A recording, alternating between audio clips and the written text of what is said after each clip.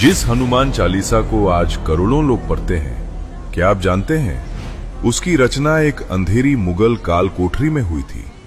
और जिस रात ये पूरी हुई, उस रात फतेहपुर सीकरी में कुछ ऐसा हुआ जिसने खुद अकबर को घुटनों पर ला दिया। कहानी शुरू होती है एक विधवा स्त्री से, जिसने एक दिन महान संत तुलसीदास जी के चरण छुए।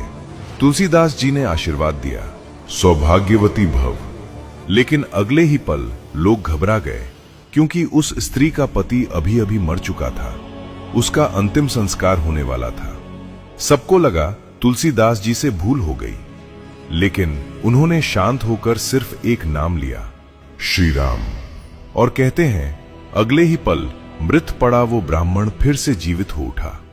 ये खबर आग की तरह फैल गई, और जब ये बात सम्राट अकबर तक पहुंची तो उसने तुरंत तुलसीदास जी को दरबार में बुलाया।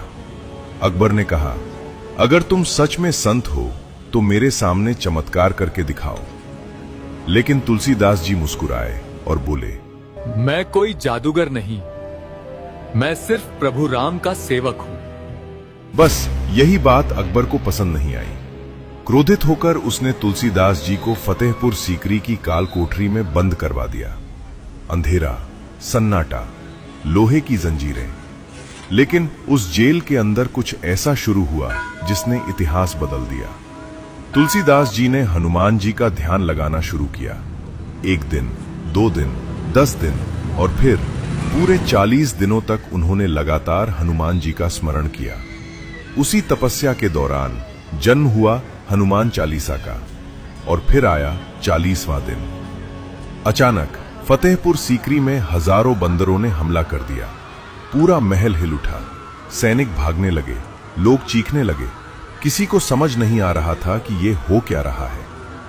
कहते हैं बंदरों ने पूरे नगर में ऐसा उत्पात मचाया कि खुद अकबर डर गया, और आखिरकार उसे तुलसीदास जी के सामने झुकना पड़ा। अकबर ने माफी मांगी और उन्हें सम्मान के साथ रिहा कर दिया।